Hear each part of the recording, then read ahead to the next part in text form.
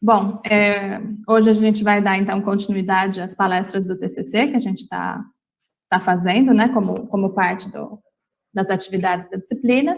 A Bia, então, vai apresentar os nossos palestrantes. Então, eu agradeço a todo mundo pela presença e passo a palavra para a Bia. Boa tarde, turma, professores, a você que nos acompanha pelo canal do YouTube. Agradecemos imensamente a presença de todos. Eu sou a Beatriz e antes de apresentar os palestrantes convidados dessa tarde, só um recadinho para a turma da especialização.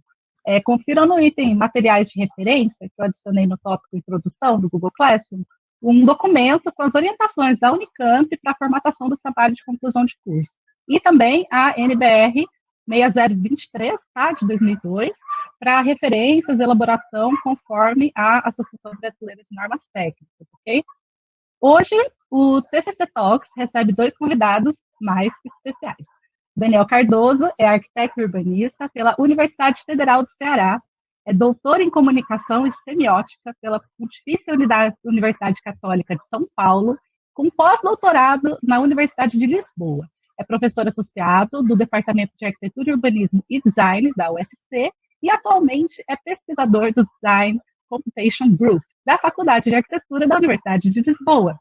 Tem experiência em modelagem da informação na arquitetura e no urbanismo, atuando principalmente nos temas BIM, Building Information Modeling, e SIM, City Information Modeling. O arquiteto urbanista José Aderson Passos é formado pela Universidade de Fortaleza e é mestre pelo Programa de Pós-Graduação em Arquitetura e Urbanismo e Design da Universidade Federal do Ceará, onde defendeu recentemente a dissertação sobre um tema que é bastante atual e que será apresentado para nós aqui com a palestra Aprender, Simplificar, Acelerar, Machine Learning para acessibilização de análises em escala urbana. Então, convido agora o professor doutor Daniel Ribeiro, que fará uma breve introdução à fala do nobre colega Aderson, contextualizando a pesquisa.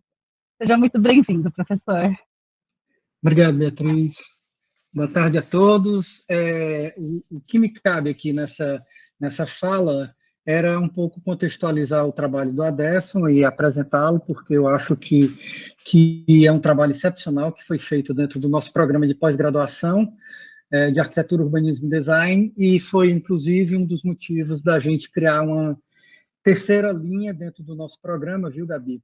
Que vai ser específico da modelagem da informação.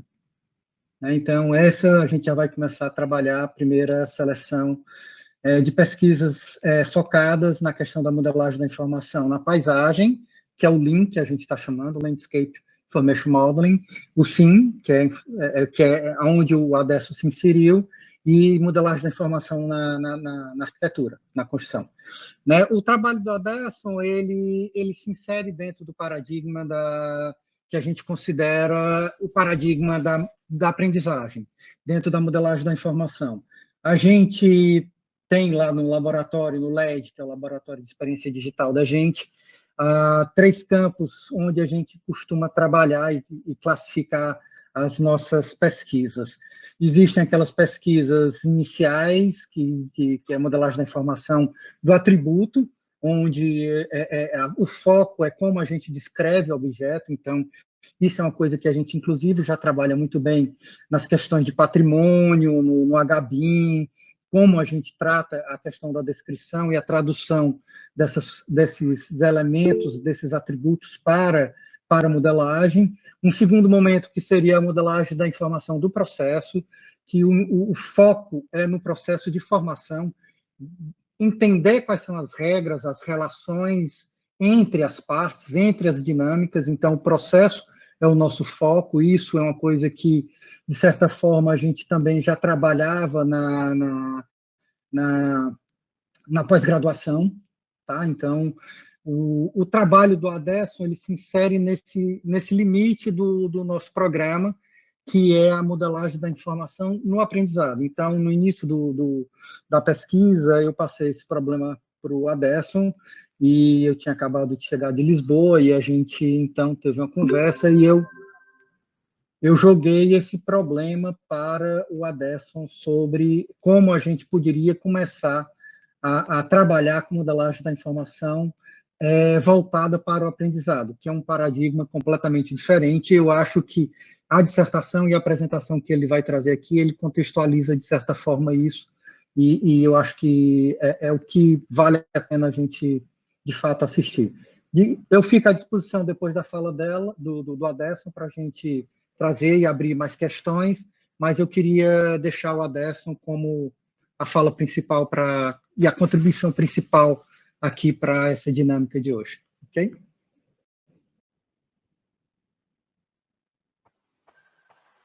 Aderson? Pronto. Ok. Boa tarde, todo mundo. Então, vou iniciar também aqui minha fala compartilhando a tela.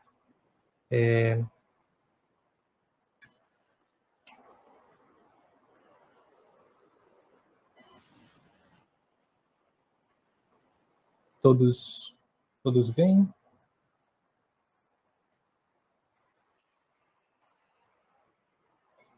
Vemos sim. Certo. Bom, como o professor Daniel já me apresentou, né, eu sou Aderson, e nesse trabalho que eu desenvolvi como a minha dissertação, eu trago algumas das minhas inquietações também em outros trabalhos que eu venho desenvolvendo desde que eu me graduei e comecei a trabalhar com pesquisa com o Daniel no LED, no Laboratório de Experiência Digital que ele já citou, e em paralelo com a minha especialização em projeto bioclimático e sustentabilidade. Então, essas questões de clima é um tema também, faz parte, é um subtema do que eu quero abordar aqui, mas a questão do aprender, simplificar e acelerar, né, e o uso desse recurso, desse dispositivo desse dispositivo computacional do aprendizado de máquina para acessibilizar essas análises de mais alta complexidade é uma coisa que eu espero que faça sentido mais tarde na minha fala, que pode ser algo que se expande para outros temas. A conveniência de trabalhar aqui com as questões de clima e conforto vem muito dessa minha trajetória, e também acompanhou outras pesquisas já na UFC. Então, eu gosto de começar essa apresentação trazendo uma reflexão que eu faço em cima do que essas autoras colocam sobre o que mais tarde fica firmado conceitualmente como acessibilidade plena, e aí ajuda a justificar um pouco até o subtítulo do trabalho. Então, basicamente o que elas dizem é que existe essa sensação de que nem sempre há a consciência de que cabe a um projeto, a um planejamento, proporcionar essa sensação de abrigo, essa real agradabilidade espacial, que implica num cuidado mútuo com o espaço. Esses laços de afeto com o espaço urbano, eles se constroem a partir dessas sensações, e a negação delas, por sua vez, não implica, né, nesse cuidado, ou implicaria num descuidado mútuo com o espaço. Esse cuidado, por sua vez, ele implica nesse conceito análogo ao de empatia, onde a gente se enxerga em outro ser humano, né, ele também existe na sua vertente espacial, né? A empatia espacial seria essa forma de se enxergar no próprio espaço. E demonstrando essa propriedade humana de se enxergar no espaço, alguns neurocientistas eles conseguem, em alguns experimentos, mostrar que quando existe esse deslocamento emocional para além de nós mesmos, algumas zonas cerebrais elas são ativadas que também são responsáveis por esse deslocamento a um espaço e se enxergar nele. Isso explica como muitas vezes a gente sente que alguns espaços da cidade podem ser compreendidos como partes de nós mesmos. E na fala direta aqui de Duarte Cohen, né, dessas autoras, elas falam que os nossos sentidos eles são capazes de alargar o nosso eu para além do que a gente toca, do que a gente enxerga, do que a gente cheira, enfim. E é com esse corpo expandido que a gente tem pelos nossos sentidos, e quando a gente fala de conforto, a gente está numa categoria de espaço que é a do ambiente, né? A gente desenvolve essa compreensão de que o lugar ele parte do ambiente, dessa relação que a gente tem, que é sensorial. E aí eu trago a fala do Marcos Té, arquiteto aqui do Ceará, que desenhou a sede administrativa do BNB, um projeto que é todo delineado por essas premissas bioclimáticas, que fala que o Sol ele é sólido. Então, aqui a gente pressupõe que uma acessibilidade, uma boa acessibilidade que é meramente física, ela não é suficiente para promover essas condições viáveis. de usufruto, né, do espaço. Esse conceito que ele acaba, né, ele destitui um pouco a ideia de que a acessibilidade ela acontece apenas com a supressão de barreiras que são físicas, a partir do momento em que a gente entende que, inclusive, algumas que são climáticas funcionam como uma barreira, né? Então, isso é a acessibilidade plena, ela é a supressão de todas essas barreiras, e a gente elenca essas categorias de barreiras como físicas, sensoriais e emocionais. Essas duas últimas a gente entende como barreiras de cognição, e aí a gente vai lá no dicionário e entende o que é cognição, né? Finda na ideia, né, na acepção do aprender. E esse aprender, ele não está só na dimensão do usufruto, mas também do planejamento do espaço. E cabe aqui a noção de que aprender o que é complexo, né, no planejamento, no projeto desses espaços, com a intenção de simplificar ele para a aplicação desses conceitos, dessas ferramentas, desses artifícios projetuais, se torna conveniente, né? E a gente fala de complexidade, né? A gente acaba esbarrando na instanciação mais poderosa desse conceito no planejamento, que é quando a gente trata de cidade, né, que está dentro dessa relação que é extremamente complexa entre planejamento, né, forma e as condições climáticas, onde eu puxo o que já vinha acontecendo nessas outras pesquisas. Então, isso implica nessa necessidade de um uso de estratégias em análise e produção do espaço, que elas estejam adaptadas tanto a essa alta complexidade desses sistemas urbanos, como a climas que são específicos, com a intenção de simplificar todo o processo e tornar mais acessível não só o uso desses espaços, mas é algo meta, né? Vai para além do uso e chega na parte de concepção desses espaços. Então, falar um pouco de cidade e complexidade, né? A cidade, ela, como sistema complexo, ela consiste num conjunto de elementos de ordem inferior, que são organizados em todo, que tem coerência, que forma padrão, que interligam um grande conjunto de relações, interações, e isso segundo Bery, né? Outro autor, Vieira, ele usa essa notação mais algébrica, mas para expressar coisa semelhante. Ele fala que um sistema, S, ele é um agregado de coisas, M, quando as relações, né, R de M, elas vêm a partilhar de propriedades P, que configurem essa definição desse sistema, DF. Ou seja, todo sistema ele acaba sendo mais do que o simples listamento, né, dos seus elementos. E o que isso traz para essa pesquisa é que as leis, os padrões, as regras desses sistemas complexos em níveis mais elevados de complexidade, elas não necessariamente vão poder ser aplicadas em leis de níveis inferiores, de mais baixa complexidade. E essa necessidade, então, surge de adaptar ou simplificar essas leis de um sistema para a gente tratar ele a partir dos elementos menos complexos, certo? Aqui é um diagrama que mostra essas definições mais clássicas, né, que o Vieira cita de outros autores. É como se você tivesse um conjunto universo, onde se insere um sistema, o ambiente dele, que seria essa mancha cinzenta, que tem uma interseção com o substrato, que a grosso modo seria o sistema em si, que é a parte achurada, e um núcleo, né, onde você teria aí, para aquém e além do sistema, elementos que vão estar dentro dessas relações, e as relações em si é o que mais permeia esse substrato em si do sistema, é o que é mais importante.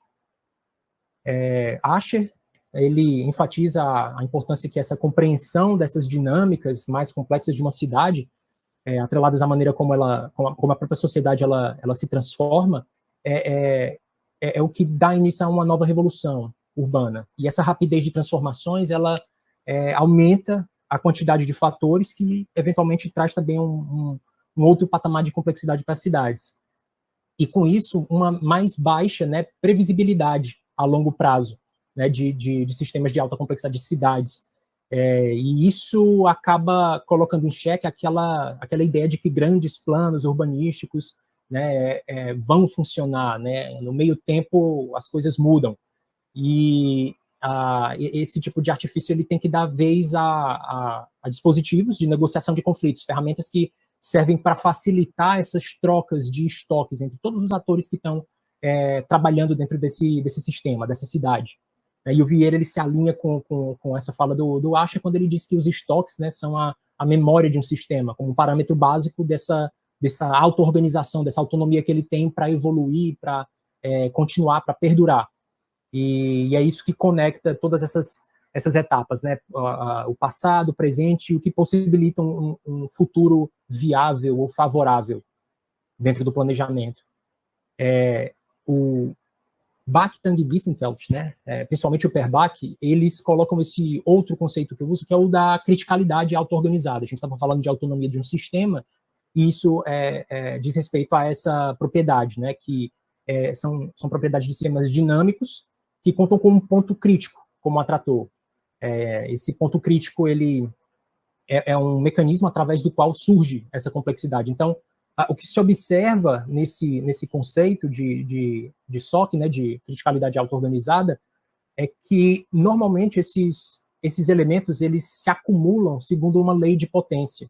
Normalmente, o Per-Bach ele faz essa associação. É questionado hoje em dia, mas é uma coisa que, com certeza, predomina, se não totalmente explica sistemas complexos, né?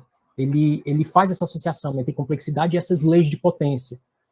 No emblema dessa teoria, né, da criticalidade auto-organizada, eles usam essa ideia do morrinho de areia que você vai fazendo, despejando lá o material granular, né, e ele se auto-ajusta. Não existem regras que foram impostas de cima para baixo, de uma forma top-down, né, consciente por quem usa esse sistema ou quem pensou nesse sistema, né, não existe nenhuma regra que diz exatamente para onde cada grão vai. São leis de mais baixo nível de complexidade que, na interação complexa desse sistema, acaba rompendo esses intertravamentos granulares que vão dar início a um processo de avalanche, e eles se acomodam automaticamente aonde for mais conveniente, aonde for mais conveniente do ponto de vista energético, né? E quando a gente mapeia as variáveis desses fenômenos, num exemplo simples como esse, a gente vê que a duração dessas avalanches, ela evolui de acordo com essa lei de potência, tanto quanto o tamanho dessas avalanches, ou seja, o número de grãos que ela envolve.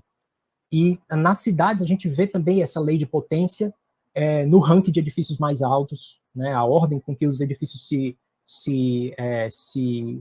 encontram em termos de altura e também em densidade, né? Aqui está aparecendo com uma reta, mas é porque a escala desse gráfico ela não é linear, né?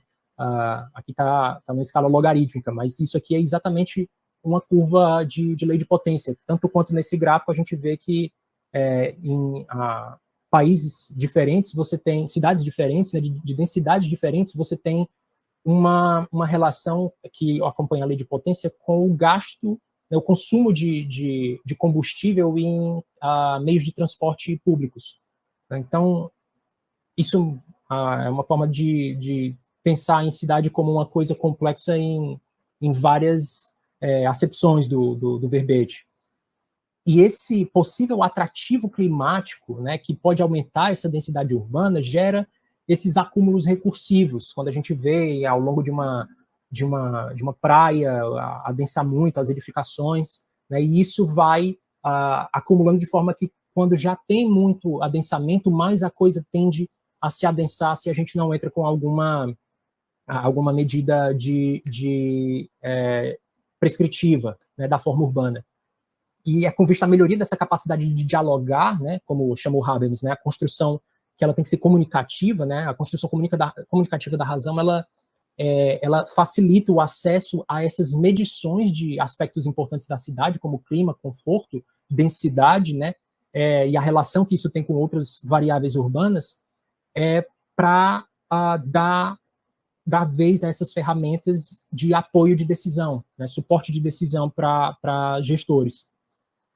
E, como objetivo nessa minha pesquisa, então, eu queria estabelecer, através dessas técnicas de machine learning, essa relação que existe entre a forma da cidade e o conforto térmico dessas esquinas, que foram usadas nesse conjunto de treino que eu utilizo mais à frente, numa cidade de clima quente e úmido e baixas latitudes, que é um processo que é feito tanto através de variáveis operacionais que vão descrever a densidade e a orientação dos cânions urbanos, como como também os dados de arquivos climáticos para definir clima. Eu defino a forma, defino o clima e vejo como eles se correlacionam para que, de forma mais simples, eu consiga medir conforto, dando um bypass simulacional, né? Partindo de um atalho para que não seja necessário uma ferramenta mais complexa de simulação de fluidodinâmica computacional e geometria solar. Então, eu desenvolvi e avalio, a partir desses padrões encontrados, né, com essas técnicas de machine learning, um modelo que é simplificado de conforto térmico para essas esquinas, dentro dessas condições de clima quente e úmido e baixa latitude, sem a necessidade de implementar geometria solar, softwares específicos e menos acessíveis, né, de fluidodinâmica computacional, etc., para analisar a ventilação natural. E aqui tem alguns objetivos específicos, que seria caracterizar essa variável de forma da cidade, com esses conceitos de densidade que eu trago, e também a variável de conforto, definido por esses modelos de conforto que funcionam a partir dos dados que a gente consegue em dados climáticos para simulação, em softwares paramétricos, etc. E elaborar esse modelo digital, tridimensional, de um bairro de Fortaleza, desse nível de detalhe, né, que é o 1, onde você tem extrusões verticais simples de projeções horizontais, com os edifícios de coberta plana, sem beiral, é o suficiente para a gente simplificar o problema e conseguir se aproximar da realidade de forma mais eficiente. E aplicar esses algoritmos de redução de complexidade, já que são vários os conceitos de densidade, eu vou mostrar mais tarde, a gente reduz esse número de dimensões para obter essas dependências ocultas que existem entre essas várias dimensões de densidade e usar só as que não são redundantes. A partir disso, eu realizo esses cálculos de geometria solar e de simulação de fluidodinâmica computacional para avaliar as condições de conforto em um conjunto extenso de esquinas, e uso redes neurais artificiais como o paradigma selecionado como aprendizado de máquina para resolver essas correlações entre clima e forma, em cima desses dados mais precisos, feito com essa abordagem mais convencional e custosa de simulações e tudo mais, complexas, e comparar esses resultados com os cálculos que são feitos com base nesse modelo simplificado de conforto, a fim de confirmar, né, a eficiência desse modelo. Então, os métodos, né? Começo explicando aqui um pouco do que é o machine learning, né, basicamente, né? Você tem um programa que ele vai aprender pela experiência com respeito a uma tarefa T e uma performance P. Quando a performance P ela aumenta nessas tarefas, à medida em que você aumenta essa experiência, né? É uma área de estudo em que você vê a máquina atuar sem que ela seja necessariamente programada para aquela tarefa específica, ela tem algum grau de autonomia. Então, numa programação clássica, eu tenho os conjuntos de regras pré-definidos, em detalhe, de forma complexa, e dados precisos para que eu obtenha respostas, como uma função, né? Então, eu tenho os inputs e os outputs. No machine learning, essa ordem de inputs e outputs sofre um revezamento, onde as respostas vão entrar como input, os dados, aliás, as regras, né, elas vão se tornar agora um output, porque é o que eu quero descobrir, são essas regras simplificadas, né, a partir também dos dados de treino, ou seja, de respostas prévias que eu já tinha de um problema complexo. Ou seja, essas regras simples, elas entram nesse laço da programação clássica, a partir do machine learning, com novos dados, para que eu obtenha agora respostas que são preditivas, aproximadas, né? No caso da pesquisa, vai ser, né, uma abordagem convencional, né, de programação clássica, por assim dizer. Você tem esses dados, que são os dados climáticos e as geometrias precisas da forma urbana, as regras, como input também, que seriam as simulações, os modelos de conforto térmico, tudo isso me dando os indicadores de conforto precisos. Esses indicadores, eles entram agora num paradigma de machine learning como input, junto de dados que são simplificados, que são essas medições simples da forma urbana. Eu agora não estou colocando mais o modelo do edifício, eu estou colocando dados numéricos de densidade, que vão ser o suficiente para que eu obtenha essas regras mais simples e menos custosas, mais acessíveis, dentro de uma outra abordagem convencional, que, diferente da primeira, vai ser mais rápida, com agora essas regras simplificadas e novos dados, também simples, tão simples quanto os do paradigma do machine learning, e agora eu obtenho respostas preditivas, que são essas medições, esses indicadores, estimados de conforto. Semelhante a isso, tem o trabalho do pessoal do City Intelligence Lab, lá da Áustria, onde eles usam a visão computacional para análises de ventilação natural, principalmente nesse primeiro trabalho, para avaliar coeficientes de pressão, para análises estruturais, e não de conforto, ao longo da superfície de edifícios complexos. Então, aqui seria os valores que eles obtêm, e aqui um mapa em escala de cinza que mostra o quão diferente esses daqui estão dos resultados complexos a partir de CFD. Então, eles dão esse bypass simulacional, eles cortam esse atalho, sem usar o CFD, e de forma mais rápida preveem com machine learning esses resultados, com pouco erro, digamos. E aqui é uma análise também com visão computacional, de vista de topo, onde você tem, até em contextos urbanos, essa imagem aqui que seria o resultado simulado, preciso, e aqui uma aproximação feita com redes de aprendizado profundo, né, de deep learning. Essas redes neurais artificiais, elas foram concebidas na década de 60, onde não se tinha tanto dado para colocar esse conceito à prova. Houve já alguns 2 ou 3 momentos em que esse conceito ele ressurge com um pouco mais de potência, porque novos censos foram sendo feitos, e agora com Big Data a coisa se potencializa ainda mais.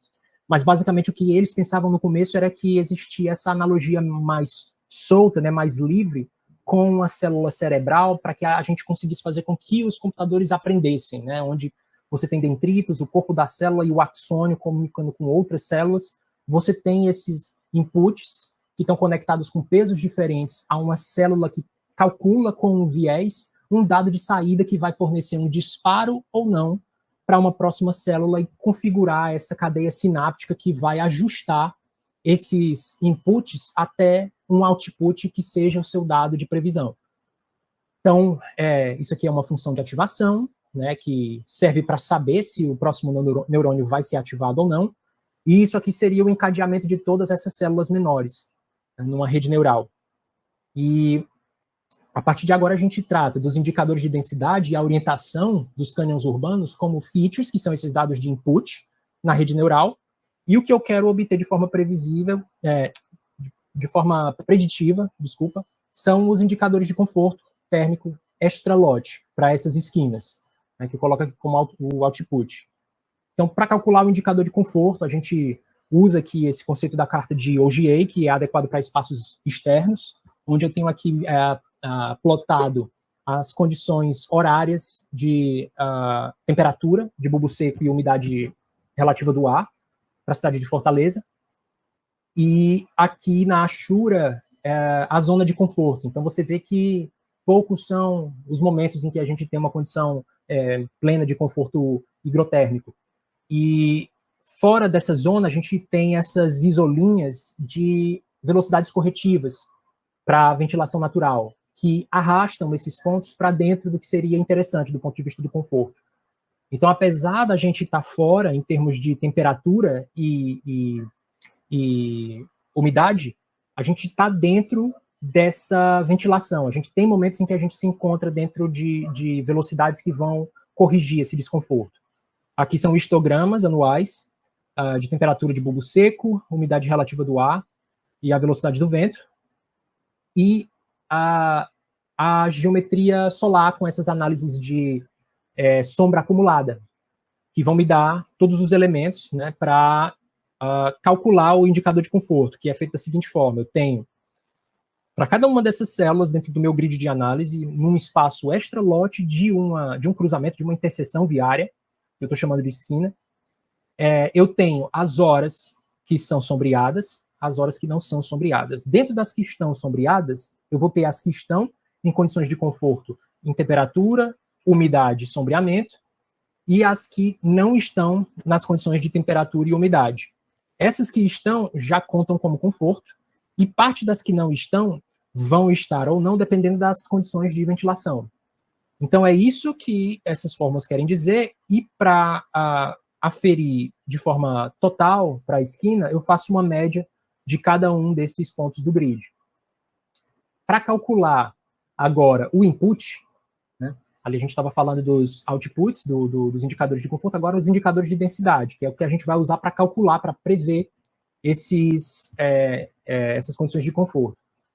Eu tenho esse trabalho de Berghauser, Ponte e Haupt, do Space Matrix, que coloca em perspectiva várias formas de você colocar em interação matemática essas áreas de projeção e de área construída para definir de várias formas diferentes a densidade de uma agregação urbana de alguma escala que seja, né, a nível de quadra, de lote, de edificação, e essas relações que os próprios autores já estabelecem para outras condições de conforto, no caso lumínico.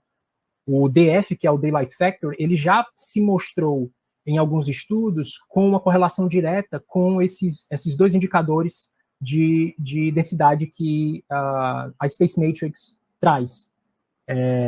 E como o Daylight Factor ele está diretamente relacionado a essas questões de insolação, né, de incidência direta de luz solar, o pressuposto aqui é que isso sirva para mim também, na minha pesquisa. Então, são esses os indicadores de densidade, a princípio. Então, eu tenho a área total construída por lote, a área da projeção do edifício, a área do lote, a tara entre edifício e lote, a área da quadra, tara entre lotes e quadra, e para todos esses, um valor mínimo, máximo e médio para a esquina, e a área da esquina, a tara entre as quadras e a esquina, ou seja, a área da rede viária, a soma dos comprimentos internos dela, soma dos comprimentos externos, e todos esses features compostos que vão ser, né, os principais do Space Matrix, que é a densidade da rede, o FSI, que é a taxa de ocupação, e o Ground Space Index, que é o índice de aproveitamento. E aqui todas as relações que eles têm, né, nesse gráfico, mostrando que para a parte deles, a ordem das quadras importa para a questão da ventilação. Então, isso se torna interessante mais à frente, eu também destrinchar esses indicadores de densidade de forma mais espacializada para uma porção mais a barla-vento e outra mais a sota-vento desse conjunto, na hora de fazer esse modelo simplificado. E aqui eu parto para as implementações. Eu tenho, então, o primeiro, teste de features em abordagem não supervisionada. Então, eu pego um framework de City Information Model, que foi feito por um outro professor da casa, lá da UFC, o Eugênio, onde eu tenho como, dentro de uma modelagem, dentro de um software de sintaxe visual de programação, no caso o Grasshopper, eu tenho como extrair, né, de um banco de dados, vias, quadras, lotes e edificações, como componentes, junto de componentes de filtragem e estruturação desses elementos para que eu possa compor o que eu estou chamando de esquina no meu trabalho, né? E essas esquinas, elas são iteradas, né, uma a uma, para que eu consiga fazer a extração desses features. E daí, esses features, eles são postos a teste dentro de uma abordagem de machine learning que não é supervisionada, ou seja, eu não estou treinando ela com dados de output, eu quero só ver como que esses dados de input se comportam para a tipificação dessas esquinas dentro do recorte que eu trabalhei. Então, aqui estão os elementos, né, que eu uso para definir a esquina, são as vias, são as quadras, são os lotes e as edificações. Isso aqui é uma modelagem tridimensional a partir do framework do professor Eugênio. E aqui são os resultados dessa abordagem não supervisionada. O que é que eu tenho? A obtenção, né, a convergência em 5 grupos, 5 tipos, né, 5 clusters de densidade, me traz essa relação que já começa a operar no campo semântico, né, de significado já posto para os diferentes tipos de esquinas, né, onde eu tenho aqui do mais azul até o mais vermelho, passando pelo amarelo, esquinas que são mais verticalizadas, os edifícios, né, o conjunto construído, a forma urbana dessas esquinas, quando elas são mais adensadas e verticais, quando elas são mais irregulares e espaçadas, quando elas têm grandes vazios e são predominantemente baixas as edificações, quando elas têm um nível intermediário de altura, mas são bem adensadas. E foi assim o momento assim de maior assim surpresa, né, do supervisionar, né, desse algoritmo que tem autonomia para detectar, para enxergar essas coisas, foi quando ele conseguiu concluir, né, a respeito de uma favela, né? Ele enxergou diferente. Então, eu me dei por satisfeito com essa forma de definir densidade que eu usei com todos esses 37 features, né? Me dei por satisfeito com eles para definir a forma urbana, porque estava me fazendo sentido, né? E a partir daí eu tenho agora o cálculo dos rótulos, né? Dos outputs, para fazer essa correlação, dentro de uma abordagem que agora é supervisionada. Então eu tenho a leitura de um arquivo climático, que vai ser recortado para dentro de um período que tem que ser diurno, para que a gente falar de sombra faça sentido, né? Essas variáveis climáticas são recolhidas dentro de todo o arquivo climático, que tem muito mais do que só a temperatura e a umidade relativa, e a velocidade do tempo, a velocidade do vento, né? Também é extraído, e com a temperatura e a umidade, eu faço o plot de OGA, da carta bioclimática, para saber qual seria a velocidade corretiva para cada hora do ano, dentro desse recorte diurno que eu faço, de um ano típico, né? E essa velocidade, né, e direção do vento que eu pego do arquivo climático, ela entra em uma série de ajustes, né, de correção com a rugosidade do terreno, que é urbano, coordenadas polares para cartesianas são feitas para essa direção do vento, para que eu consiga transformar essas grandezas vetoriais em algo escalar e que eu possa trabalhar dentro do machine learning, e o Elbow Method e centroides, né, dentro do K-means, para saber quais são essas velocidades e direções predominantes do vento, para que eu simule, né. Aqui seria o equivalente desse esquema dentro da sintaxe visual, né, de programação do Grasshopper. Aqui o cálculo da rugosidade para ajustar esses valores de velocidade que estão no arquivo climático, que são medições feitas em aeroportos, né? O Elbow Method, convergindo em 3 valores, para 3 conjuntos, né, de valores, tanto para velocidade como para a direção do vento, onde eu tenho que, para velocidade de aproximadamente 1,5 metros por segundo, a direção de leste, né, 90 graus de azimuth, com uma probabilidade de 50%. Meio metro por segundo para sudeste, né, quase 135 graus, com a probabilidade semelhante, e a terceira foi descartada porque ela acontece muito raramente. E aí eu me mantive com essas duas condições de velocidade e direção de vento. Também usando uma ferramenta de machine learning, né, que é o K-means, para tipificar, né, ou aglutinar, ou clusterizar esses grupos que são numerosos, né, de combinação de velocidade e direção. E aí eu passo para uma automação dos casos de fluidodinâmica computacional para simular a ventilação natural em cada um dos pontos do grid de análise. Então, com o mesmo framework, eu extraio as vias, as quadras, os lotes, uso os componentes de filtragem para obter as esquinas e faço a iteração deles um a um, para que essa geometria sofra alterações, né, nas edificações, com ajustes de ortogonalidade e extrusão dos edifícios, para que eu tenha menos problemas com a configuração de malha, com convergência de valores de erro, né, para a simulação, que é um passo importante para você ter certeza de que a sua simulação ela está correta.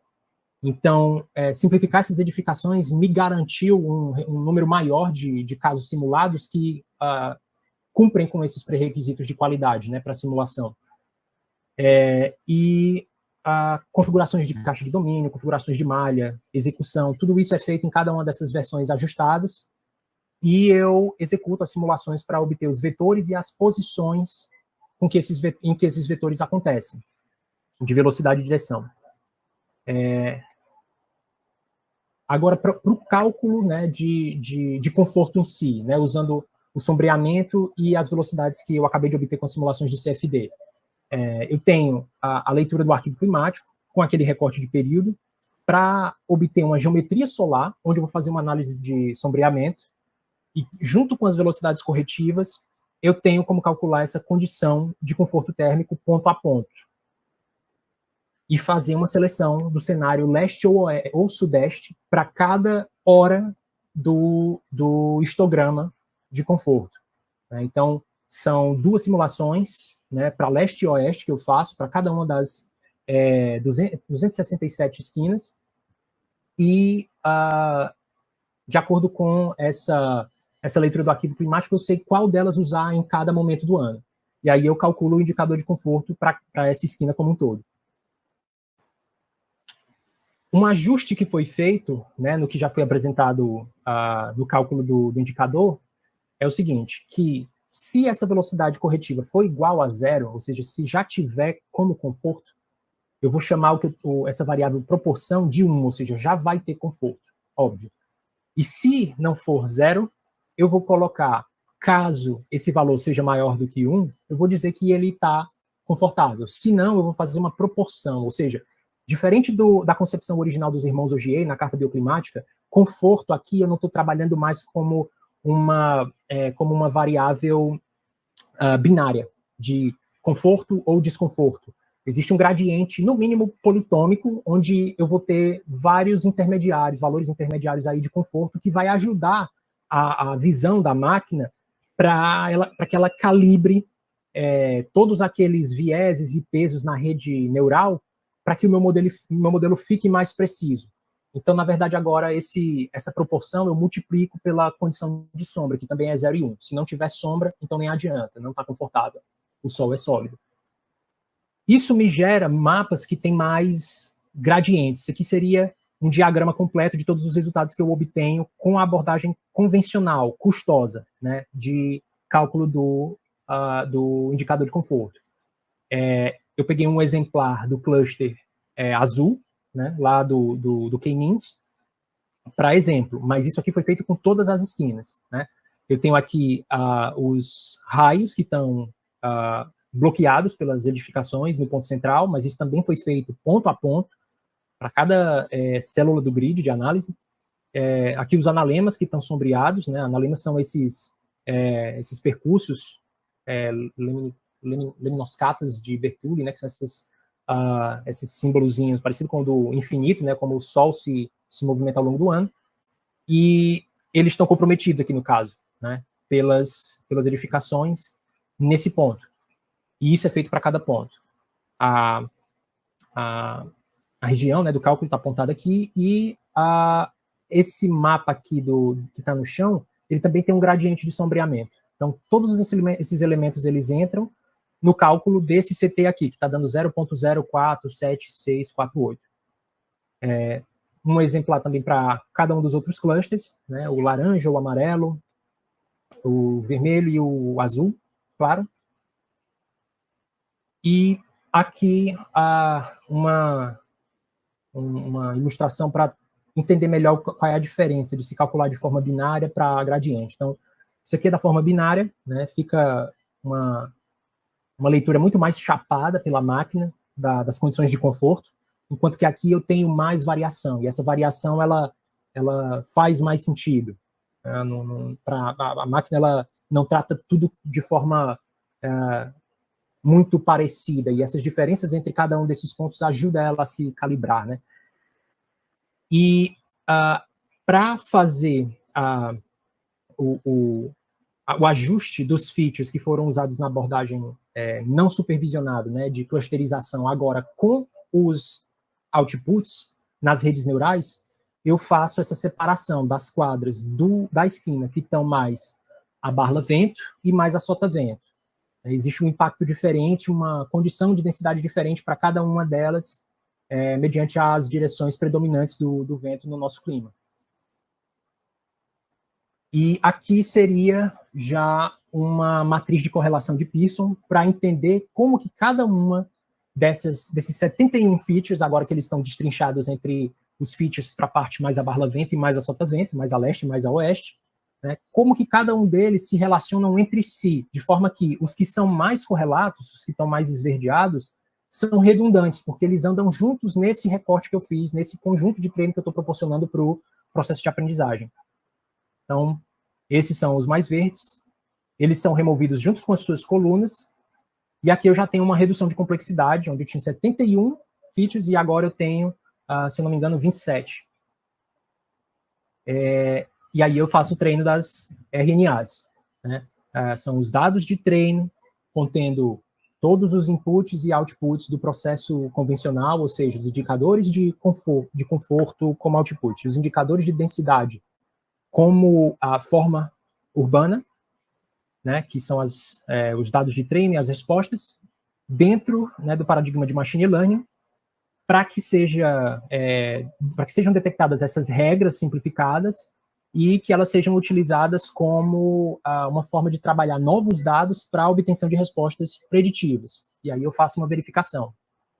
Está aqui o resultado. Isso aqui é o conforto térmico real, calculado com as simulações complexas, custosas. E aqui embaixo eu tenho o CT aproximado. Certo? Não é perfeito. Né? Para esse intervalo de 0,02 a 0,08 no indicador, eu tenho um resultado que ultrapassa 60% de precisão, de acurácia, né? Mas de forma qualitativa, mais do que quantitativa, a gente percebe que existem umas convergências aqui, né? Muito sombreamento já traz uma condição maior de conforto, pouco sombreamento compromete, independente do tamanho das edificações e da densidade delas em termos de taxa de ocupação. E o sombreamento, quando ele acontece, né, mais posicionado a sotavento, os cânions urbanos, quando estão desalinhados, eles trazem essa pior condição de conforto, né, como é o caso aqui, que deveria estar mais sombreado, mas as ruas não estão alinhadas com as direções predominantes do vento. E isso também se vê no valor aproximado. Aqui eu vou fazer uma aplicação, então, desse modelo simplificado em otimizações. Né? Por exemplo, aqui eu usei AG, né, algoritmos genéticos, para que, com as respostas, com as regras simplificadas, o modelo simplificado por machine learning e esses novos dados simplificados, né, eu tenho essas respostas preditivas, né, que vão ser analisadas enquanto fitness, enquanto um desempenho de conforto, e isso vai entrar no AG, no algoritmo genético, junto com esses novos dados, que agora entra nesse paradigma como genes, né, que vão ser manipulados para evoluir cada instância de esquina, né, para obter um modelo ideal de esquina dentro dessas limitações, desses intervalos que eu coloquei para cada parâmetro dessas esquinas. E isso acontece com uma quantidade muito alta de cálculos, de tentativas de esquina, né, ao longo das gerações da evolução do algoritmo genético. Daí a conveniência de se usar um método que não é tão custoso, que não vai demorar, no caso de CFD, né, horas para fazer uma simulação e mais alguns minutos para calcular ponto a ponto qual é a condição de conforto a partir desses resultados de simulação mais a geometria solar. Né? E o resultado que eu obtive foi algo que concorda com as observações que eu fiz nos mapas comparativos, né, de conforto, aproximado e o real. É que afastamentos maiores a barlavento, né, ou seja, na direção predominante mais próximo da direção predominante do vento, vai melhorar as condições de conforto, a largura da via, no sentido do vento, e isso tem a ver com os parâmetros de densidade de rede, lá da Space Matrix, o afastamento menor a sotavento, para proporcionar mais sombreamento, mas não comprometer a questão da ventilação, porque está numa parte onde a ventilação já tem inércia para circular, né, e bom, é isso, né?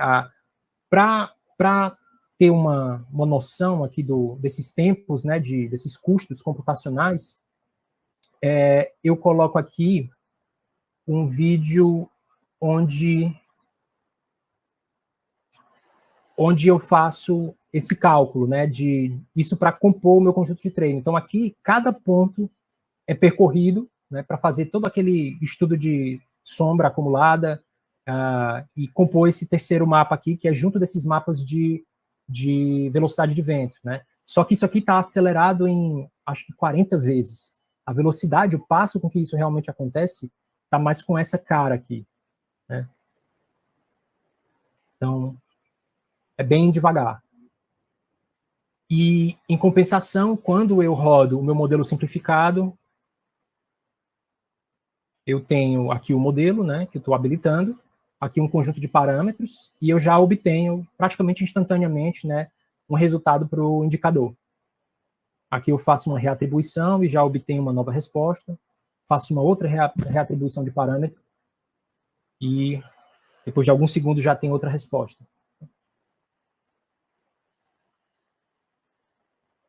Minhas considerações, né, é que, de forma geral, esses métodos, eles têm tanto limitações como esses acertos, essas potencialidades, que eu gosto de chamar mais como uma prova de conceito do que, de fato, um modelo definitivo, né? Um dos desafios, né, consistiu justamente na utilização de CFD. A robustez desses modelos simplificados, ela, com certeza, seria melhorada com uma quantidade maior de casos simulados, apesar de que já foram 534 simulações, né, 2 velocidades e direção, né, 2 conjuntos de velocidade e direção de vento predominantes para cada uma das 267 esquinas, mas ainda assim é pouco e pode estar enviesado, porque eu estou trabalhando dentro de um recorte específico da cidade. A estratégia de reduzir o número de simulações pode não ser conveniente em climas menos consistentes, ou seja, eu diminuir o número de simulações de fluidodinâmica computacional escolhendo as velocidades e direção predominantes, mas se não fossem só 2, se fossem mais, isso teria um custo maior, né? E essas configurações de domínio, de malha e execução de uma simulação de CFD, elas são muito difíceis de generalizar, né? E eu poder fazer uma automação completa desse número absurdo de simulação. Eu realmente teria que estar supervisionando ali, toda vida que o computador iniciasse uma nova simulação, diferente do que eu fiz, né, que foi simplificando um pouco a geometria e tal. E essas simplificações que eu fiz, elas acabaram gerando uma condição que é mais bidimensional de análise do vento, né, que deixa de levar em consideração essa interferência das alturas. Mas existe literatura e outras ferramentas que, para análises urbanas, acabam desconsiderando isso que falta nessa abordagem, né? No entanto, né, na verdade, portanto, né, já que existem, sim, essas ressalvas, né, para essas críticas que eu mesmo faço, é por causa dessas ressalvas que eu acredito que esses indicadores calculados eles conseguem refletir com uma certa precisão, né, eles conseguem reproduzir esses valores reais, né? E fica clara a distinção de desempenho entre as esquinas que estão mais sombreadas, alinhadas com o sentido predominante do vento, e todos aqueles critérios que o AG demonstrou. E outra contribuição que eu acho que foi muito feliz assim, na maneira como ela confirmou as minhas expectativas, né? Eu suspeitava que o Space Matrix teria alguma coisa a ver, né, com conforto térmico, porque já tinha sido mostrado que tinha a ver com conforto lumínico, né? E o importante foi isso, foi notar que, de fato, né, esses trabalhos originais de Ponte-Haupt, quando você adapta com todos esses desdobramentos dessas definições de densidade, eles acabam sendo úteis também, né? E outra coisa também que eu coloco são as propriedades específicas desse bairro, que foi possível perceber, né, tanto mapeando os inputs como os outputs dessas redes neurais, que é o fato de existir uma alta correlação entre algumas variáveis específicas, é uma coisa que levanta suspeitas, né, por exemplo, a tara máxima, né, da esquina, né, o espaço vazio e a área máxima do lote, né, ou seja, o quão vazio esse lote está e o tamanho em si dele, isso está muito correlato, né, sugere a presença de alguns lotes que estão, ao mesmo tempo, grandes e vazios, e isso pode ser consequência de fenômenos de especulação imobiliária, enfim. A área do lote, a projeção horizontal das edificações, né, isso também está muito fortemente linkado, e pode ser uma coisa específica do bairro. Isso gera um tipo de construção que está totalmente amarrada ao tamanho do lote, não sai muito disso, né? E a área total construída mínima das edificações estarem juntas da área mínima da projeção horizontal, que com certeza tem a ver com o fato de existir uma parte do bairro que é muito residencial, né? Tudo isso acaba ficando evidente também de forma numérica. Essa convergência visual, né, na comparação dos resultados do modelo simplificado com o real, eles estão presentes, né? Só que existe espaço, né, para um ajuste fino disso, para que eu consiga generalizar de forma, né, mais acurada, né, esse mesmo modelo para, de repente, outros bairros da cidade ou até qualquer tipo de configuração espacial para essas condições de clima específicas de Fortaleza, né? O que ficou de fora também, e que já me foi dito por alguns professores que eu não tenho por que me preocupar tanto, mas eu ainda coloco como uma questão aqui, são os fenômenos de ilha de calor, que eu não tenho como incorporar da forma, nesse meu framework, né, nessa forma como eu calculo o conforto, porque eu trabalho com temperaturas que estão sendo medidas nos aeroportos, né, e a densidade, a forma da cidade, ela tem um impacto direto nisso com a formação de ilhas de calor, né? Então também era uma outra coisa aí que eu coloco como um encaminhamento futuro para a pesquisa. E, bom, aqui eu reforço essas semelhanças, né, que existem entre o real e o aproximado, e friso que, dentre todas as semelhanças, o que mais pesou no algoritmo genético foi o que a gente colocou como parâmetros que definem as condições de incidência solar, né? É o que mais tinha impacto toda a vida que eu fazia uma reatribuição lá com o modelo simplificado e ele calculava em questão de segundos e tal, o que mais mudava a cor do círculo que representava, né, a legenda de conforto para aquela esquina, era a questão do sol, né? Então, essa predominância ela se alinha, inclusive, com o que, de forma bem intuída e experiente, os arquitetos daqui já sabiam, né?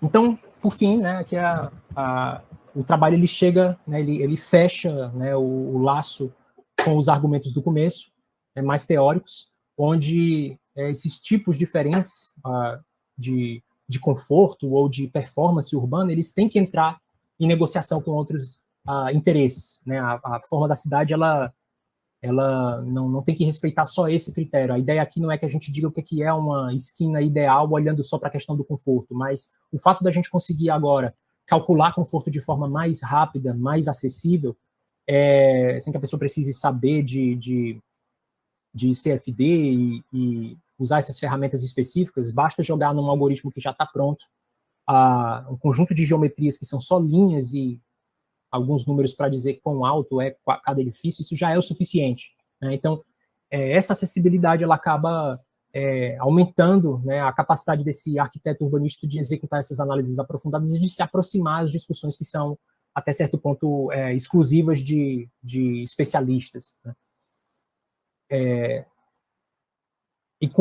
E é com essa prova de conceito que eu espero, com essa pesquisa, extrapolar essa proposta para outros temas, né, e facilitar, aumentar o alcance desses profissionais, né, que dependem para que eles não dependam mais de um arcabouço teórico e técnico muito aprofundado, para essa compreensão e tornar a atividade de planejamento e projeto uma coisa mais integrada. E seria isso. Vou encerrar aqui meu compartilhamento de tela. Ótimo, muito obrigada, Derson. Acho que foi uma palestra assim, interessantíssima. Acho que a gente já vai ter várias perguntas. Já tenho 3 perguntas até do YouTube, mas primeiro eu vou abrir as perguntas aqui de dentro da sala para os alunos. Robson, quer começar?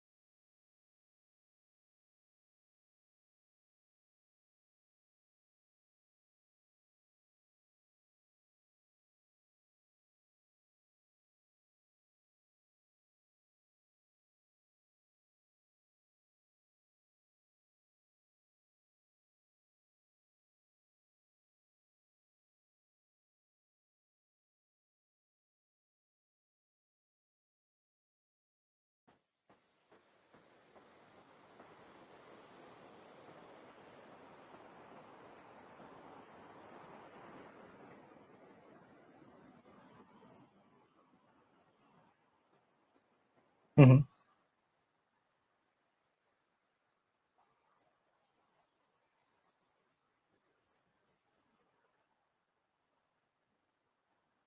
Uhum.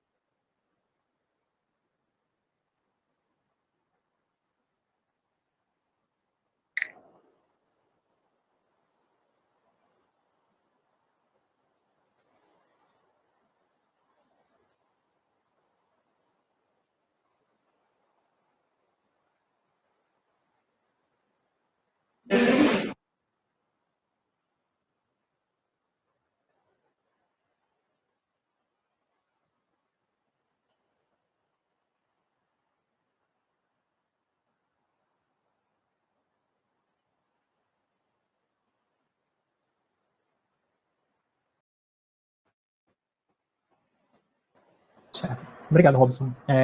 Respondendo as perguntas, uma forma que eu vejo que na verdade, a forma que eu usei para resolver essa questão do recorte mais reduzido para o domínio de escoamento do vento nessas análises de CFD foi o de usar aquele ajuste de rugosidade urbana. Então, com isso, eu tenho esses parâmetros de rugosidade para simular os parâmetros de entrada do vento nesse domínio de escoamento de acordo com o que existe no entorno do que está de fato modelado. Então, a interferência que o vento sofreria já está embutida nesses cálculos que eu coloco do ajuste de velocidade. Até só posso só interromper um segundo, só Pois é. para avisar que o Robson, você deixou o StreamYard mudo. Desculpa. Certo. Bom, e essa maneira com que eu resolvi isso me foi conveniente porque assim eu não tinha que definir esses parâmetros de densidade para mais do que essas poucas quadras que tocam o cruzamento, né, dessa esquina.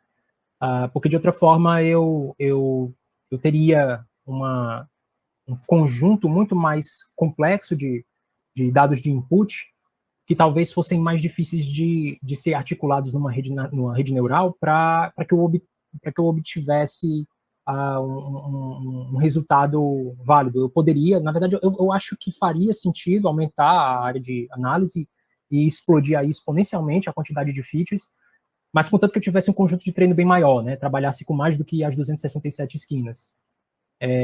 Então, eu vejo dessa forma. O City Intelligence Lab, lá no Instituto Tecnológico da Áustria, eles trabalham com visão computacional. Então, é como se para eles a questão do recorte tivesse mais a ver com essa imagem, né, que eles passam para a máquina com um mapa de altura, e isso seria o suficiente para que a máquina fizesse essa previsão, né, de qual seria a escala de cor para cada pixel ao redor desse mapeamento de altura. É uma coisa que torna a abordagem mais viável. O que eu queria era não depender de imagem, não depender de um conjunto edificado que já tivesse desenhado. Eu queria que fosse possível entrar com variáveis que fossem numéricas e, de repente, até com uma planilha, eu conseguisse calcular esse indicador de conforto. E, bom, essa foi a primeira pergunta. Agora eu não estou lembrando da segunda, Robson. Tu consegue me lembrar aí qual foi a tua questão?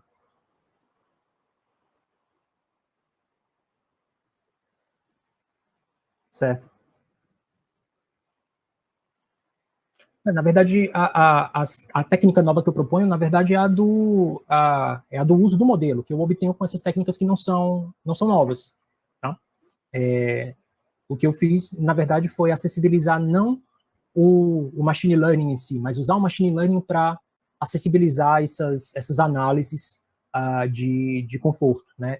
E se eu comparo essas duas formas de analisar, né, a que é mais custosa com a que é mais rápida e acessível, o que eu esperei deixar mais claro com aquele vídeo que eu mostrei é isso, é o resultado imediato e as aplicações que eu acabo viabilizando com outros métodos de form finding e otimização de sistemas que dependem de uma quantidade muito alta de indivíduos simulados, testados e de desempenho aferido. Né?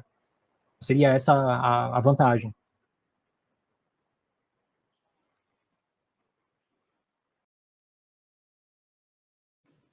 Mais alguém quer fazer alguma pergunta? Eu queria perguntar, mas se quiser passar para o YouTube antes, não sei se as pessoas escreveram perguntas lá primeiro. Eu vou fazer uma pergunta só do YouTube, e daí a gente passa para a Bárbara, depois eu passo para a seguinte. Então, o Vitor Viana, aqui no YouTube, ele perguntou: quais os limites, intervalos de erro da aplicação do machine learning na escala urbana frente às simulações tradicionais em software CFD? Estava mudo. Certo. Pronto.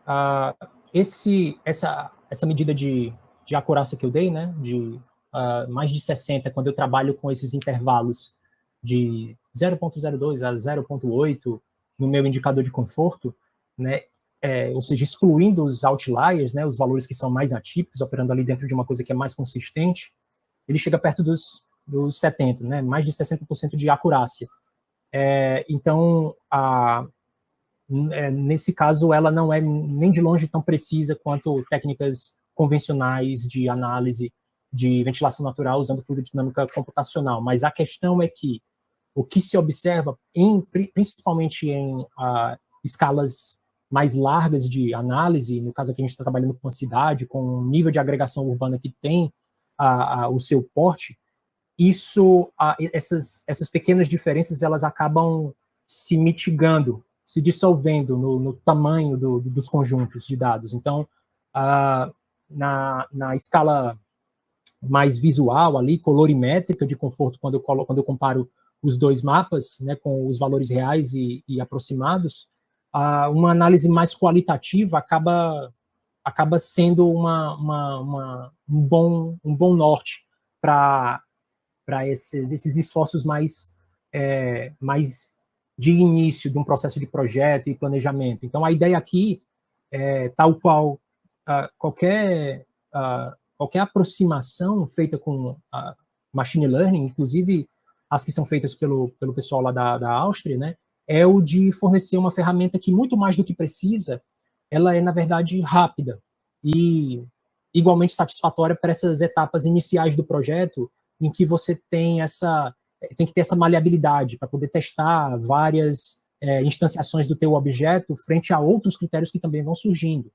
Então, seria essa, a minha margem de acurácia está batendo 60% se eu comparo com o CFD, mas que qualitativamente a gente confunde as duas leituras, né, a real e a preditiva. Muito legal. Só para finalizar, então, a pergunta aqui dele, ele também gostaria de saber se em malhas existentes, né, que é são os casos das nossas cidades aqui, quais são as aplicações que você vê para esse tipo de modelo? Em malhas existentes. Ele pergunta sobre a generalização do meu modelo, né? É isso que eu não sei se eu estou entendendo direito, mas... o que ele escreveu exatamente, então. Visto que a grande maioria das cidades já está construída, qual a aplicabilidade, o potencial, né, na inserção nesse contexto existente, principalmente dentro de uma informalidade urbanística, né? Porque, inclusive, você mostra ali, você começa até a ver diferenças ali com favelas, por exemplo. Isso, pronto, entendi. O meu recorte, ele se limita a cidades de clima quente e úmido em baixas latitudes. O que eu estou definindo aqui são os parâmetros de entrada que eu usei para o treino da rede, que é a temperatura, a velocidade predominante de leste e sudeste. Então, se a coisa acontece mais ou menos dessa forma, né, com um clima parecido e com uma condição de incidência solar semelhante, né, eu consigo uma generalização desse meu modelo. Né? E o framework em si de treino do modelo, de novos modelos, é uma coisa que pode ser reproduzida para outras condições de clima, que dependam também de sol, vento e temperatura e umidade. Perfeito. Então, eu vou passar a palavra agora para a Bárbara. Oi, obrigada, queria agradecer que... Nossa, eu achei muito bons os diagramas para explicar como o Machine Learning funciona, porque eu estou começando a estudar isso numa disciplina aqui da pós, e visualmente, explicar visualmente é muito melhor do que qualquer coisa matemática, assim, para a mente do arquiteto, sabe, assim, ver os diagraminhas foi muito bom. E eu queria perguntar, em consideração, a questão, tipo, em Fortaleza as ruas são bem lineares, né, não tem muitas, sabe, tipo, as quadras são quadradinhas, assim, mais ou menos seguem isso, porque eu fiquei pensando assim, se antes de uma esquina, por exemplo, aqui na minha casa é assim, tipo, antes da esquina tem uma quadra que fecha, e aquela quadra que fecha, aquele fluxo, não entra, entendeu? Que fechou o fluxo. Então, tipo, não vai ter, apesar de estar na orientação correta e tal, se tiver um prédio ali, sabe, alguma coisa assim, como esse entorno dessa esquina, além das 4 quadras, também, tipo, a linearidade da rua, acho que seria mais o, tipo, por quantos quilômetros ela segue aquela linearidade, tipo, a proximidade da praia também, que quanto, aí em Fortaleza, né, quanto mais perto da praia, a gente sente mais esse vento também. E outra coisa que eu fiquei em dúvida, agora, quando você mostrou aquele diagrama que tem a esquina e tem o formato dos prédios, com a distância entre os prédios, a sotavento, barlavento, eu fiquei pensando, nossa, mas tipo, legal. Só que isso nessa esquina, se a gente pensar na esquina do lado, o quarteirão que tava a sotavento já tá barlavento, sabe assim, tipo, pensando já. Então, pra esquina do lado, se o prédio tá mais afastado, mas já é outra coisa. Eu fiquei assim, gente, fiquei meio, sabe, me senti meio com a mente, e agora? Como que eu aplico isso pensando nas 4 esquinas, sabe assim? E para aquele quarteirão, assim, pensando na arquiteta que vai projetar aquele prédio ali, né? Tipo, como que eu aplico isso? Aí, eu acho que eram essas dúvidas. E outra coisa também, mas isso não é em relação ao seu trabalho especificamente, é mais ao pessoal da programação como um todo, que eu sei que os termos em português não existem muitos termos em português, mas tem vários termos que são usados em inglês, e eu, por não estar na área, não sei o que é, entendeu? Assim, então, tipo, eu não sei como trazer essa acessibilidade maior para quem não sabe os termos técnicos em inglês, ou não sabe tanto inglês, ou alguma coisa assim, sabe? Tipo, já que você quer ajudar os arquitetos, vamos pensar num glossário, alguma coisa assim, sabe? Tipo, só esse comentário. Mas muito obrigada. Perfeito. Vou responder de trás para frente, que eu vou lembrando mais fácil. Então, essa questão aí do glossário, da terminologia, eu encaro dessa forma, assim, como aquilo com que eu me comprometi nessa pesquisa estava muito mais focado na aplicação do modelo que eu chego através de todo esse conhecimento sobre computação, me parece mais importante a gente viabilizar essa terminologia que é da operação disso, que, como no meu caso foi usado dentro de uma VPL, né, de uma plataforma como o Grasshopper, é mais familiar, né? Mas, de fato, a parte de machine learning, ela tem problemas, inclusive. Você pega, por exemplo, o conceito de gradiente descendente, que vem do inglês gradient descent, a tradução está errada, na verdade, né? É para ser uma descida gradual, e não um gradiente que é descendente. E quando você fala descida gradual, fica até mais óbvio, pô, eu estou tentando minimizar o erro, né? Ir para um ponto mais baixo dessa superfície que mapeia o erro do meu modelo. Então, eu quero chegar no ponto mais baixo, uma descida que é gradual, não é um gradiente descendente, fica confuso, né? E também input, feature, tudo isso a galera usa meio que de forma intercambiável, acaba gerando confusão. Eu acho que, porque a gente está no começo desse segundo ou terceiro revival do tema, por conta de Big Data, é capaz de que no futuro a gente consiga convergir em uma terminologia que seja mais aportuguesada, talvez, não sei. Mas, por enquanto, funciona ainda tudo meio que dessa forma, sabe? E a pergunta anterior foi sobre a maneira como essas esquinas elas vão se encadeando e o que antes contribuía de forma a sota-vento, agora, na verdade, é barla-vento da próxima esquina. Nos meus mapas, eu coloco a escala colorimétrica não por esquina, eu coloco também por esquina, numa versão mais reduzida, mas eu também coloco como uma escala que é colorida dentro do edifício, no elemento edifício. E eu calculei isso, né, em função da proximidade daquele edifício com a esquina mais próxima.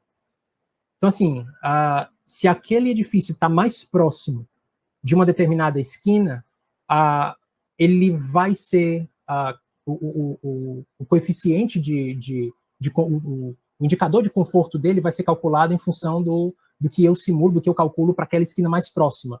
E essa ideia tem a ver com essa escala que a gente está atuando, em que a precisão ela não é tão interessante, não é tão necessária, né? Se a coisa está muito distante, é melhor que ela seja até descartada, porque eu estou usando no ajuste da velocidade esses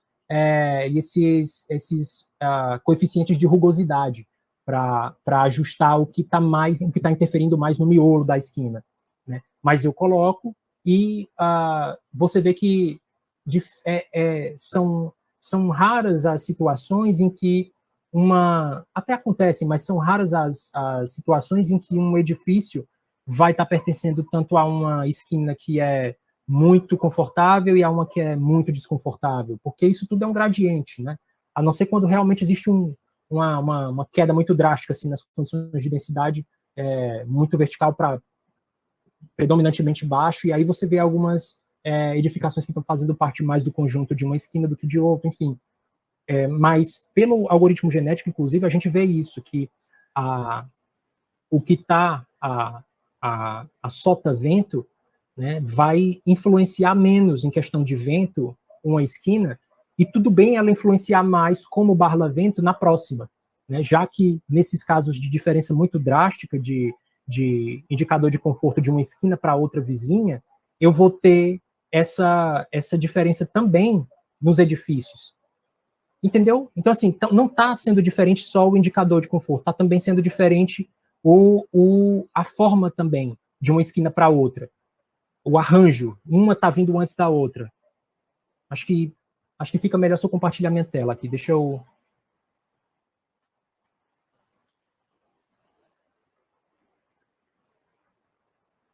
Então, por exemplo, nesse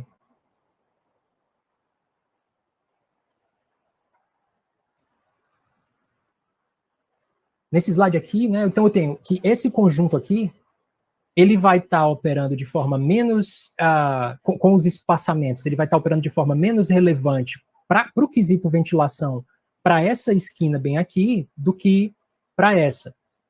E se eu for ver que, se eu detectar que entre uma e outra existe uma diferença no indicador de conforto, que é muito grande, é porque provavelmente os edifícios que estão mais para cá também vão ser muito diferentes. Se eles forem parecidos, essa diferença não vai acontecer, então tanto o input como o output vão ter essa mesma amplitude de diferença. Fez mais sentido? É por aí que eu acabei me aproveitando, né, dessa conveniência de separar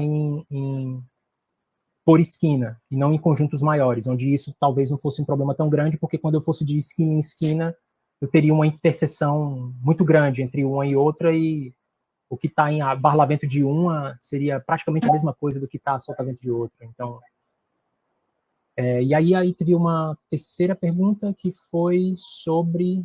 Não lembro mais. Eu pode repetir? Cadê ela? Eu não sei se vocês estão me escutando, porque aqui no meu computador falou que eu perdi minha conexão. Agora eu voltei. Pronto. Obrigada. Desculpa. Era sobre o comprimento, essa linearidade das ruas, se não tem tipo um quarteirão desalinhado, alguma coisa assim. Uhum. Tá, pronto. Então, o que acontece? Eu criei esse... Vou apresentar de novo aqui a tela.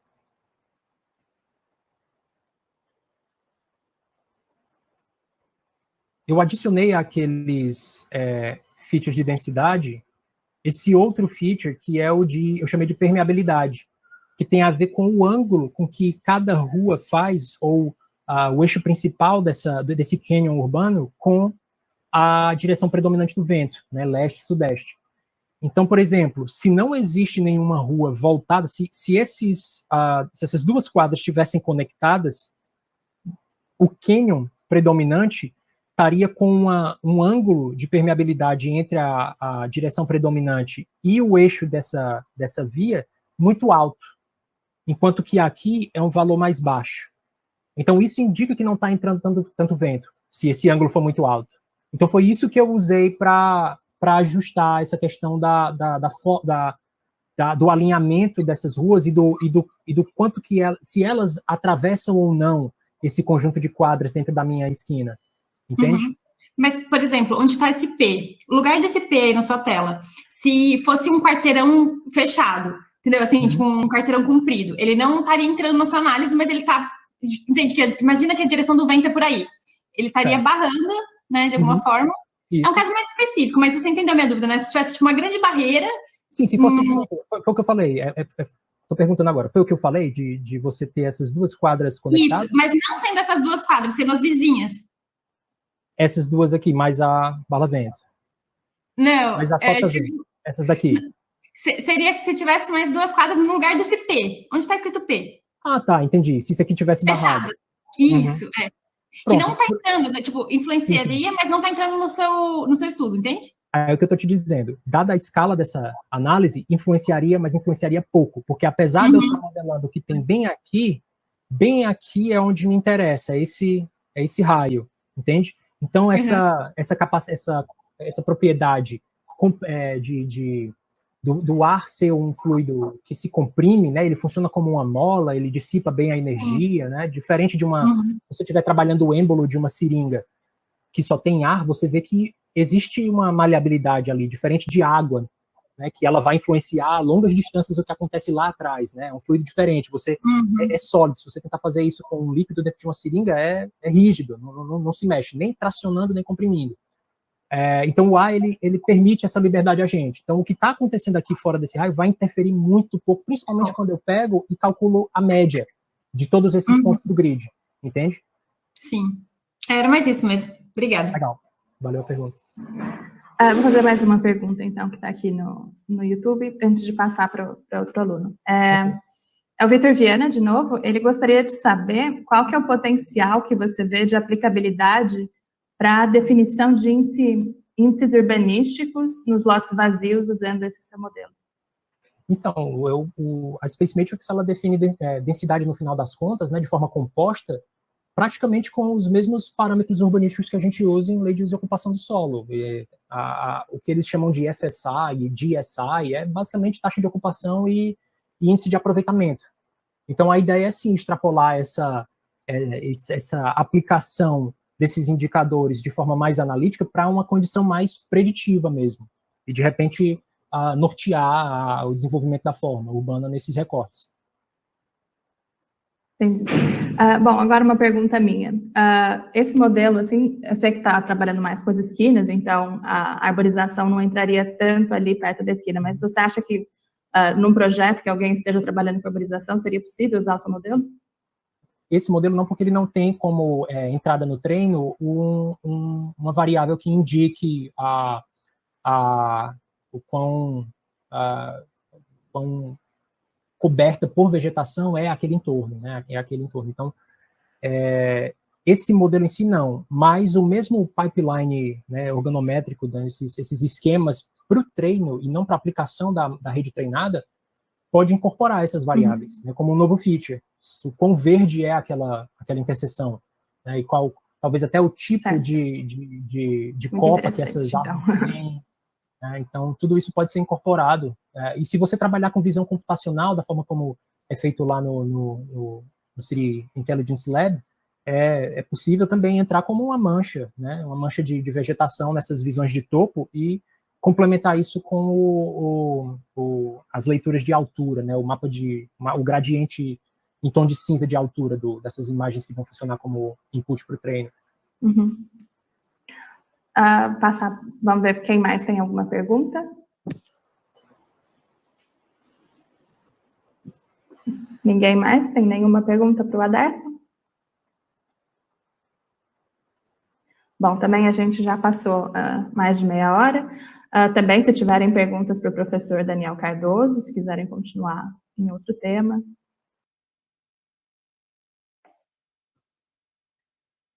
Bom, então eu acho que eu agradeço, então, a presença do professor Daniel Cardoso e do Aderson. Foi uma palestra muito, muito interessante, trouxe bastante insumos para os nossos alunos continuarem o trabalho. Inclusive, o Juan, que está aqui, o Juan não tem nenhuma pergunta, ele estava trabalhando, né, com um tema ali correlato. Bem, não tenho nenhuma pergunta, não. Eu achei muito interessante o trabalho, estava prestando atenção. É muito interessante ver que já existem várias aplicações voltadas a isso. Eu estava vendo algumas, não só desse tipo, mas envolvendo a cidade como um todo, tipo, usando o GAN e outros elementos de machine learning. É isso aí, muito bom. Você deve saber, né? Você está falando de GAN, então você vai falar de redes neurais, a gente destrincha isso em outras subvertentes, outras técnicas mais adequadas, né, para o escopo, para a robustez do conjunto de dados, para o quão refinado e pré-tratados são esses dados, tudo tem... eu costumo dizer que machine learning, ele é uma espécie de matemática mais artesanal, certo? Diferente de uma coisa mais linha de produção, uma coisa serial e massificada, como você simplesmente carimbar uma fórmula de Bhaskara numa equação de segundo grau, né? Sempre vai funcionar. Até quando dentro da raiz tem um número negativo, você vai trabalhar com um número complexo, sempre dá. Mas machine learning é isso, assim, você tem um arcabouço, um repertório enorme de ferramentas e cada problema é um problema diferente. Eu tenho uma pergunta, na verdade, uma curiosidade. Você chegou a calcular o tempo que demoraria para fazer o mesmo modelo feito da forma mais completa e o mesmo modelo feito usando machine learning? Qual que foi a diferença de tempo? Isso. Você simular um case de CFD de forma precisa, você vai demorar no mínimo meia hora, a depender do nível de detalhe do teu conjunto, né, da tua malha. No mínimo meia hora, mas chega a uma fácil, assim, se você tiver com dificuldade de convergir nos parâmetros lá de erro, né, até 10 a menos 4 e tal, então você espera aquela curvinha cair para debaixo do limite, tudo isso chega a meia hora, uma hora, e isso para calcular um domínio de escoamento que contém todos aqueles pontos do grid de análise. A partir disso, eu pegar cada um desses pontos e fazer uma análise de sombreamento, é aquele vídeo que eu mostrei do percorrendo. Então, em cima dessa uma hora, tem mais, era em torno de 15 a 30 minutos, a depender justamente do que a Bárbara falou, né, se a rua ela está interrompida ou não. Então, se ela está interrompida ou não, se eu tenho só 3 segmentos, ou 2 segmentos, ou 4 segmentos, isso vai diminuir também o meu número de pontos. Então, numa quadra convencional, né, uma cruz e 4 quadras ao redor, chegava fácil a meia hora, além da meia hora ou uma hora de simulação de ventilação natural. Né? E depois disso tudo, eu tenho um modelo que é simplificado e ele em questão de uns 4 segundos, ele entrega o resultado. Né? De forma mais simples, de forma mais limitada, né? Mas que tem a conveniência para estágios mais iniciais. Né? Então demorava em torno de uma hora, 2 para cada 4 quadras. Então, se a gente está falando de uma cidade com 20, 30, um modelo com 20, 30 quadras, entendi, né? Entendi, dias, tá. E talvez seja essa também a resistência do pessoal lá da Áustria, né? Como o Robson mencionou, eles estavam com essa dificuldade de... Estão tentando fazer essas simulações para um escopo mais largo, né? Um nível de agregação urbana que incorpore aí um número maior de vias e com todas as variáveis que definem cada via dessa tem um calibre diferente, tem um afastamento dos edifícios que é diferente, então tudo isso complexifica o problema. E para você simular os casos, para entrar como um input no processo de treinamento, para depois, isso com as imagens e visão computacional, você convergir num modelo mais simplificado que tenha precisão, é mais complicado. O CFD é o maior impedimento, assim, desse tipo de melhoria nessas técnicas, porque é um negócio muito custoso e que quando a gente fala de cidade e em conjuntos cada vez maiores, né, o que varia nesses conjuntos é uma quantidade considerável de parâmetros, né, de variáveis, né. E no modelo do Machine Learning, você conseguiria, qual que é eu perdi essa parte, qual que é o tamanho do grid aplicado? O seu? Ele tem um raio de 30 metros, um raio de 30 metros a partir do ponto de interseção entre o eixo das vias que configuram aquela esquina. Então, para aquilo ali, aí eu vou juntando, né? De 30 em 30 eu tenho uma área considerável da cidade, com alguns buracos, né? Algumas partes que não foram simuladas, mas que também, por estarem no centro, né?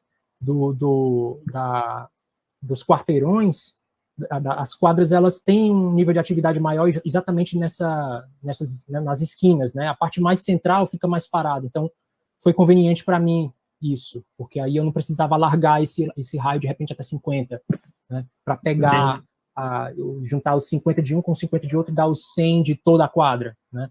Seria talvez interessante, mas aumentaria o custo, aumentaria exponencialmente, né? A velocidade, não, o tempo que eu levaria para simular o conjunto de treino. Tá.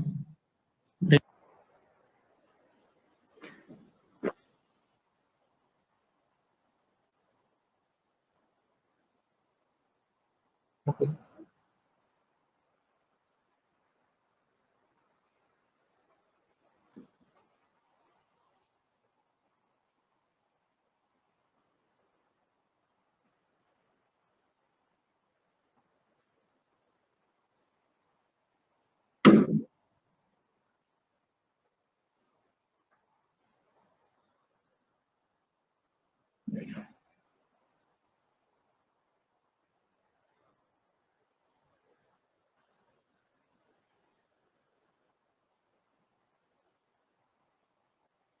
Uhum.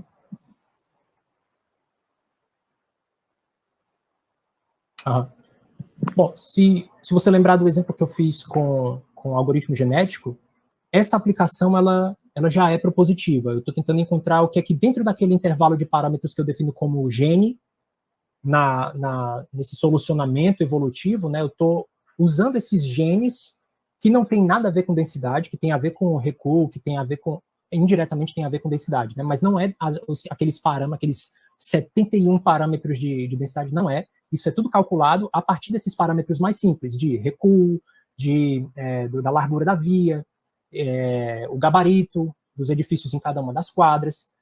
A partir desses parâmetros, eu consigo calcular todos aqueles 71 features e fazer uma previsão do que seria esse indicador de conforto.